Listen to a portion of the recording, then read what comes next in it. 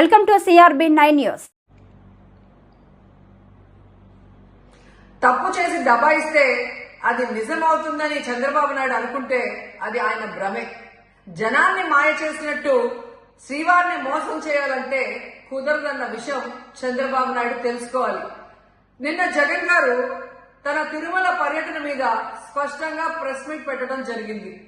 అయినా దాన్ని ఒప్పుకోకుండా చంద్రబాబు నాయుడు తప్పుల మీద తప్పులు చేస్తూ మళ్లీ మాట్లాడతాడు.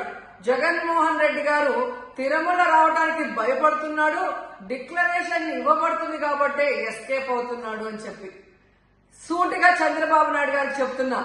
చంద్రబాబు నాయుడు జగన్ గారి దమ్ము ధైర్యం గురించి రాష్ట్ర ప్రజలందరికీ బాగా తెలుసు. నిన్న కూడా ఆయన భయపడేవాడైతే అంత స్పష్టంగా ప్రెస్ మీట్ పెట్టి ఏ విధంగా తన మతం మానవత్వం, తను ఏ విధంగా బైబిల్ చదువుతారు, బయటకు వచ్చినప్పుడు హిందువుల మనోభిప్రాయాన్ని గౌరవించి గుళ్లకు వచ్చి పూజలు చేస్తారు, అలాగే మసీదులకు వెళ్లి ఎలా పూజలు చేస్తారు, అలాగే సిక్కుల్ని గౌరవించి ఎలా వాళ్ళ పూజలు చేస్తారో చెప్పడం జరిగింది.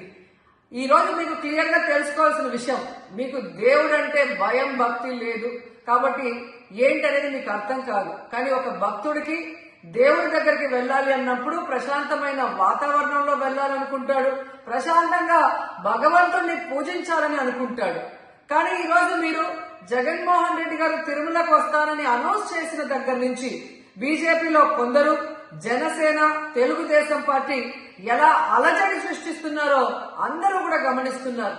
ఏ విధంగా అలిపిరి దగ్గర మేము అటాక్ చేస్తాం, అడ్డుకుంటామని చెప్పటం, అలాగే వైఎస్ఆర్ కాంగ్రెస్ పార్టీ నాయకులందరికీ, కార్యకర్తలందరికీ నోటీసులు ఇచ్చి జగన్మోహన్ రెడ్డి గారి పర్యటనకి పర్మిషన్ లేదు కాబట్టి ఎవరొచ్చినా అరెస్ట్ చేస్తామన్నట్టుగా భయభ్రాంతులకు మీరు ఎలా గురి చేశారు. అండ్ ఈరోజు కుల రాజకీయాలు చేసి రాష్ట్రాన్ని భ్రష్టు పట్టించడమే కాకుండా మత రాజకీయాలు కూడా మీరు ఎలా చేస్తున్నారో అందరూ కూడా గమనిస్తున్నారు. ఇలాంటి వాతావరణంలో దర్శనం చేసుకోలేము కాబట్టే జగన్మోహన్ రెడ్డి గారు ఏ విధంగా ఆ తిరుమల ట్రిప్ ని క్యాన్సిల్ చేసి తన అభిప్రాయాల్ని ప్రెస్ ద్వారా ప్రజలకి తెలియజేయడం జరిగింది. సో నిజమైన భక్తుడు జగన్మోహన్ రెడ్డి గారు ఎప్పుడైనా మళ్లీ వెళ్లి వెంకటేశ్వర స్వామిని దర్శించుకోగలరు.